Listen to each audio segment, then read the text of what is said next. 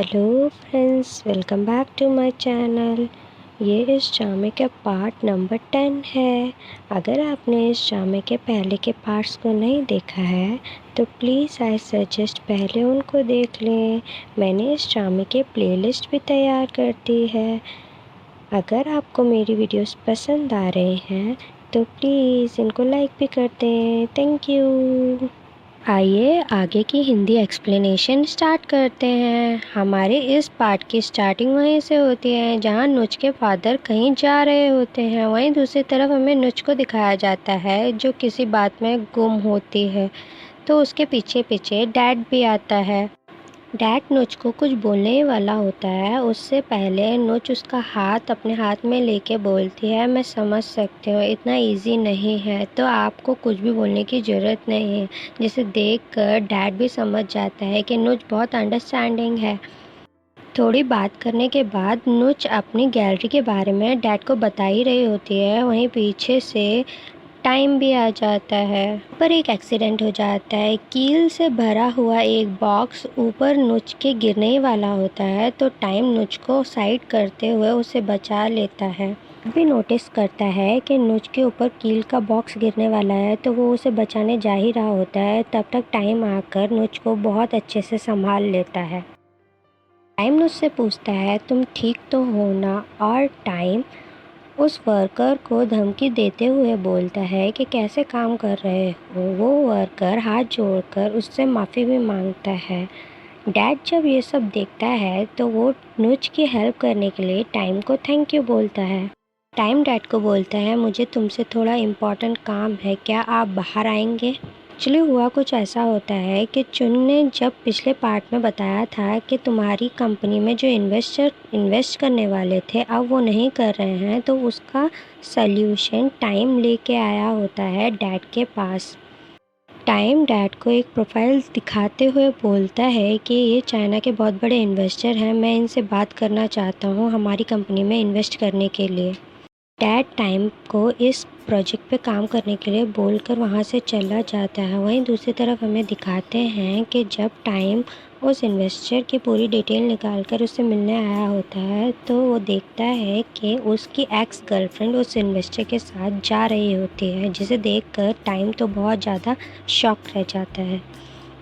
Time उस investor से बात ना करके अपने फ्रेंड के पास आ जाता है और उसे डिटेल में सारी बात बताता है कि कैसे उसकी एक्स गर्लफ्रेंड उस इन्वेस्टर के साथ हाथ में हाथ डालकर जा रही थी।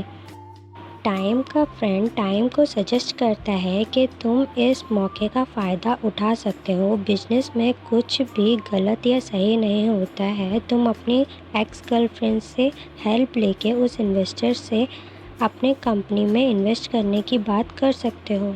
अपने फ्रेंड्स की बात मानते हुए टाइम घर आ जाता है और डिसाइड करता है कि वो अपनी एक्स गर्लफ्रेंड की हेल्प ज़रूर लेगा उस इन्वेस्टर से बात करने के लिए।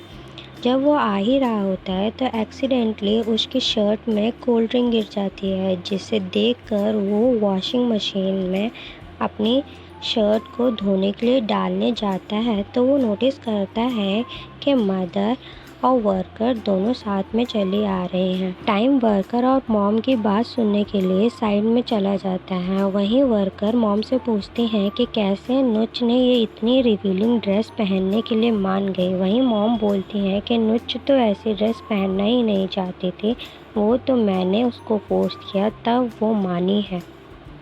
इतना सुनते ही टाइम को बहुत बुरा लगता है कि कैसे उसने कल रात मुझको क्या क्या नहीं सुना दिया कि थोड़े से पैसों के लिए तुम कितना गिर सकते हो। ये सोचते हुए टाइम नुच के आर्ट गैलरी पहुंच जाता है उससे सॉरी बोलने के लिए। टाइम की तो ईगो कम हो जाएगी, वो डायरेक्ट तो सॉरी बोल नहीं सकता है, तो वो घुमा घुमा कर नुच से बात करने की कोशिश करता है। वो बोलता है कि क्यों तुमने नहीं बताया कि तुमने वो ड्रेस अपनी मर्ज़ी से नहीं पहनी थी, तुम्हें मॉम ने फोर्स किया था। तो इतना सुनते ही नुच टाइम को बोलती है कि मुझे ये सब बात बताने की तुम्हें क्या ज़रूरत है। जिसे सुनकर टाइम उसे बोलता है कि जब मैंने तुम्हें इतना कमेंट किया था तो तुम्हें बताना तो चाहिए था कि वो तुम अपनी मर्ज़ी से नहीं, मॉम की प्रेशर की वजह से पहन रही हो। उस टाइम को कुछ भी रिप्लाई ना करते हुए वहाँ से चली जाती है, जिससे टाइम पीछे से देखता रह जाता है।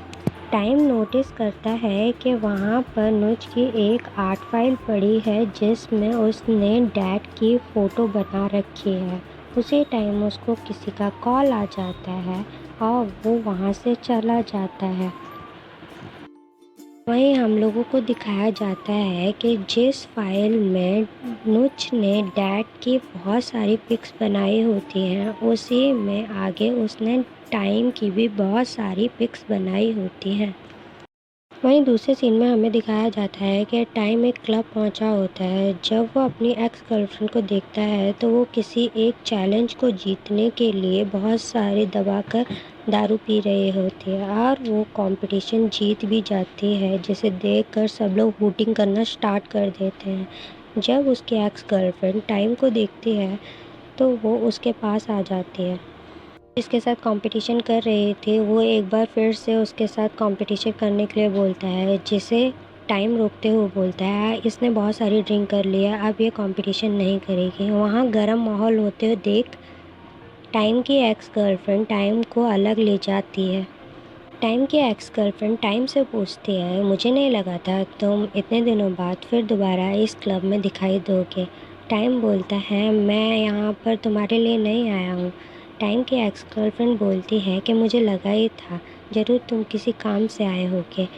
टाइम उसको बैठाते हुए बोलता है, हाँ मुझे तुमसे कोई इम्पोर्टेंट काम है, क्या तुम मेरी हेल्प करोगे? यहाँ पर मैं बता दूँ कि इस लड़की का नाम मारिसा है, तो आज से हम इसे मारिसा ही बुलाएंगे। जहाँ पूरी सिचुएशन जान के वो टाइम की हेल्प करने के लिए मान जाती है और वो टाइम से पूछती है, क्या तुमने अपना फ़ोन नंबर चेंज किया कि वही है? टाइम बोलता है, नहीं वही नंबर है, तुम मुझे कभी भी कॉल करके बता सकते हो कि कब और किस टाइम मिलने आना है। वहीं दूसरे सीन में हमें नुज को दिखाते हैं, वो किचन में काम कर रही होती है। वो ऊपर वाली स्लैब से एक बोतल उतारने की कोशिश कर रही होती है, जिसे वो उतार नहीं पाती है। तो टाइम उसे देख रहा होता है और वो आकर नुज की हेल्प कर देता है। नुज को चिढ़ाते हुए बोलता है कि तुम्हारी हाइट बहुत ज़्यादा कम है, जिससे नुज भी चिढ़ जाती है। टाइम नुज से उसके लिए भी नाश्ता बनाने के लिए बोलता है, मगर नुज उसे मना करते हुए वहाँ से जाने की कोशिश करती है। टाइम नुज के हाथ में जो ब्रेकफास्ट की प्लेट होती है वो उसे ही खींचने की कोशिश करता है, बोलता है मैं तो इसी में से खा लूँगा। नुज उसे समझाते हुए बोलती है, ये प्लेट तुम्हारे लिए नहीं है, मैंने ये प्लेट डैड के लिए तैयार की है। मगर वो दोनों आपस में प्लेट की इधर उधर खींचना स्टार्ट कर देते हैं। डैड भी बाहर से ये सब देख रहा होता है। वो आके बोलता है कि एक्चुअली मैं थोड़ा बिजी हूँ तो मैं पूरा ब्रेकफास्ट फिनिश नहीं कर पाऊँगा, तो मैं ये ब्रेड लेके जा रहा हूँ। और वो टाइम को बोलता है कि ये बचा हुआ खाना तुम खा लेना, मेरी तरफ से ये प्लेट तुम्हारे लिए। इसे देखकर टाइम वो प्लेट उठाने ही वाला होता है, तब तक वो नुज उठा लेती है और वो बोलती है कि नहीं, डैड के प्लेट में तुम नहीं खाओगे, बल्कि तुम अपने लिए अपना खाना खुद बना लो। कुछ डैड की प्लेट में ही अपने लिए भी खाना लगाना स्टार्ट कर देती है, मगर पीछे से टाइम आ जाता है और उसे वो तंग करना शुरू कर देता है। टाइम नुज को परेशान करते हुए टोस्टर का रेगुलेटर हाई कर देता है, जिसमें स्पार्क हो जाता है और वो नुज को बचाते हुए बोलता है, तुम ठीक तो हो ना? नुज टाइम को बोलती है, देख लिया तुमने, तुम्हारी वजह से टोस्ट भी जल गया और टोस्टर भी ख़राब हो गया। जिन दोनों की कन्वर्सेशन बाहर से मॉम भी सुन रहे होते हैं, जिन्हें उन दोनों के ऊपर शक होना शुरू हो जाता है। दूसरे सीन में हमें दिखाया जाता है कि मारिसा के बताई हुई जगह पर टाइम और डैड दोनों पहुंचे होते हैं। वहीं मारिसा भी उस इन्वेस्टर के साथ हाथ में हाथ डालकर वहीं पहुंची होती है। यहाँ पर मारिसा डैड को और टाइम को उस इन्वेस्टर से इंट्रोड्यूस करवाती है। वहीं दूसरी तरफ हमें डैड की मॉम को दिखाते हैं, जो कि अपनी इन्वेस्टिगेशन में लगी होती हैं। वो वर्कर से पूछती हैं, क्या तुम्हें टाइम और डैड के बिहेवियर में कुछ अजीब लगता है? पूछती हैं वर्कर से कि क्या नुज कभी एक्स्ट्रा कंसर्न दिखाती है टाइम के लिए। वो वर्कर डैड की मॉम को मना करते हुए बोलती है, नहीं, नुज तो सबके लिए ही एक जैसा कंसर्न दिखाती है। नुज तो बहुत अच्छी लड़की है, मैंने उसे कभी भी टाइम के लिए अलग से कंसर्न करते हुए नहीं देखा है। दूसरी तरफ हमें दिखाते हैं कि उन लोगों की मीटिंग ख़त्म हो जाती है और मारिसा फिर से इन्वेस्टर के हाथ में हाथ डालकर बाहर आती है, जिसे देखकर डैड और टाइम को लगता है कि मारिसा इस आदमी को डेट कर रहे हैं। जिसे क्लियर करते हुए वो इन्वेस्टर बोलता है कि मारिसा मेरी बेटी जैसी है, मैं इसे डेट नहीं कर रहा हूँ। वहीं पीछे से मारिसा के डैड भी आ जाते हैं। मारिसा के फादर और वो इन्वेस्टर बहुत अच्छे दोस्त होते हैं, जो कि किसी काम से कहीं और जाने के लिए बोलते हैं। वहीं दूसरी तरफ मारिसा डैड को बोलती है कि क्या मैं टाइम के साथ अपने घर तक जा सकती हूँ, क्या मुझे टाइम का थोड़ा सा टाइम मिल सकता है। जिसे देखकर डैड तो समझ जाता है कि मारिसा फिर से टाइम के साथ रिलेशनशिप में आना चाहती है। डैड टाइम को मारिसा को उसके घर तक पहुंचाने के लिए बोलकर वहां से चला जाता है। टाइम भी एग्री करते हुए मारिसा को उसके घर तक छोड़ने के लिए रेडी हो जाता है। ये दूसरा सीन हमें क्लब का दिखाया जाता है, जहां पर चुन का मैनेजर नुच के फादर को भी उस क्लब में देखते हैं, जो कि गैम्बलिंग की एक्टिविटी में इन्वॉल्व होते हैं। जिसे देखकर चुन का मैनेजर चुन को ये पूरी बात बताते हुए उन अंकल का पीछा करना शुरू कर देता है, जिसे देखकर वो वहाँ से निकल ज़रूर जाता है, मगर वो उन्हें पकड़ने में कामयाब नहीं हो पाता है। ये दूसरा सीन हमें मारिसा के अपार्टमेंट का दिखाते हैं। मारिसा टाइम को अपने घर ले जाने के लिए बार बार बोल रही होती है, मगर टाइम उसे बोलता है कि आज तुमने हमारी बहुत मदद की है उस इन्वेस्टर से हमें बात करवाने के लिए, हमें मिलवाने के लिए, मगर मैं तुम्हारे साथ तुम्हारे घर नहीं आ सकता हूँ। मेरी ड्यूटी थी कि मैं तुम्हें सही सलामत तुम्हारे घर तक पहुँचा दूँ, अब वो मैंने काम कर दिया है। जिसे देखकर मारिसा एक गेम खेलती है। वो जानबूझ के एक बोतल अपनी लिफ्ट के बाहर छोड़ देती है और टाइम को मैसेज करके बोलती है कि ये बोतल मेरे लिए इम्पोर्टेंट है, क्या तुम इसे मेरे रूम तक पहुंचा सकते हो। जिसे देखकर टाइम समझ जाता है कि मारिसा चाहती है कि वो उसके रूम तक ज़रूर से आए। दूसरी तरफ जब मारिसा सारी तैयारी कर ही रही होती है, दिखाते हैं कि उसके गेट पर नॉक होती है। मारिसा जैसे ही खुशी खुशी गेट खोलती है तो वो देखती है कि एक हाउस कीपर वही बोतल लेकर बाहर खड़ा है और वो बोलता है कि टाइम सर ने आपको ये पहुंचाने के लिए बोला है। वहीं दूसरा सीन हमें क्लब का दिखाया जाता है, जहां पर चुन सीसीटीवी की मदद से नुच के फादर यहां आते भी हैं कि नहीं ये कंफर्मेशन करने के लिए वो सीसीटीवी की फुटेज को चेक कर रहा होता है, जहां पर वो उनकी फ़ोटो देखकर वो तो शॉक ही हो जाता है और वो क्लब के मैनेजर से पूछता है ये आदमी कितने बार यहाँ पर आता है। नुच के फादर गैम्बलिंग का पैसा जीत कर घर पहुँचे होते हैं तो नुच की मदर ये सब नोटिस कर रही होती है। जैसे ही वो लाइट जलाते हैं तो देखते हैं कि नुच की मदर सामने खड़ी है।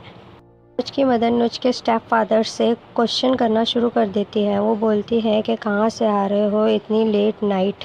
नुच के फादर नुच की मदर के क्वेश्चन सुनकर उन्हें अनसुना करके जाने ही लगते हैं। नुच की मदर पीछे से चिल्लाकर बोलती है कि कैसे फादर हो तुम, तुम्हारी वजह से मेरी बेटी कितना सफ़र कर रही है और तुम्हें अभी भी गैम्बलिंग का शौक लगा हुआ है, तुम्हें शर्म नहीं आती है। दूसरी तरफ हमें नुच और डैड को दिखाया जाता है। नुच अपनी गैलरी बनने की खुशी में डैड की आंखों पर पट्टी बांधकर उसे अपनी गैलरी दिखाने लेकर आती है और उसे दिखाती है कि देखो मैंने अपनी गैलरी कितने अच्छे तरीके से सजाई है, क्या तुम्हें पसंद आई। डैड जब ये सब देखता है तो वो बोलता है कि तुमने बहुत जल्दी इतना ज़्यादा काम कर लिया, मुझे ये बहुत पसंद आया। कुछ डैड को ये भी बोलती है कि मैं भी चाहती थी कि मैं तुमसे कुछ पूछ कर इसमें अरेंजमेंट करूं, मगर मुझे तुम बहुत ज़्यादा बिजी लगे इसलिए मैंने तुम्हें डिस्टर्ब करने की ना सोची। नुच की बात सुनकर डैड बोलता है कि आज से तुम मुझे कभी भी कोई भी बात के लिए तंग कर सकती हो। तो नुच पूछती है क्या तुम्हारी बिजनेस की प्रॉब्लम सॉल्व हो गई है। नुच को जवाब देते हुए डैड बोलता है हाँ मेरी बिजनेस की प्रॉब्लम सॉल्व हो गई है, सिर्फ और सिर्फ टाइम और मारिसा की वजह से। तो नुच पूछती है ये मारिसा कौन है। नुच को रिप्लाई करते हुए डैड मारिसा के बारे में नुच को सारी डिटेल में बात बताता है। नुच को डैड ये भी बोलता है कि कैसे मारिसा के चक्कर में ही टाइम ने लिव इन का फ़ैसला किया था, जबकि ग्रैंडफ़ादर उसके फ़ैसले पे बिल्कुल भी राज़ी नहीं थे। डैड मुझको ये भी बोलता है कि मुझे लगता है हमारे साथ चाहती है कि वो टाइम के साथ दोबारा रिलेशनशिप में आ जाए, मगर अब तो टाइम के ऊपर सब कुछ डिपेंड करता है कि वो इस रिलेशनशिप को आगे ले जाना पसंद करेगा कि नहीं। सुनते ही मुझको थोड़ा बुरा ज़रूर लगता है, मगर वो डैड को बोलती है कि हाँ सही ही है, टाइम को भी अपनी लाइफ में आगे बढ़ना चाहिए। और वो डैड को ये भी बोलती है कि इतनी जल्दी कोई भी अपना पहला प्यार नहीं भुला सकता है। वहीं डैड भी अपने बॉयफ्रेंड की याद में खो जाता है। इसी मोड़ पर हमारी इस पार्ट की भी एक्सप्लेनेशन ख़त्म हो जाती है। अगर आपको मेरी वीडियोस पसंद आ रही हैं तो प्लीज़ इनको लाइक भी कर दिया करें। Thank you.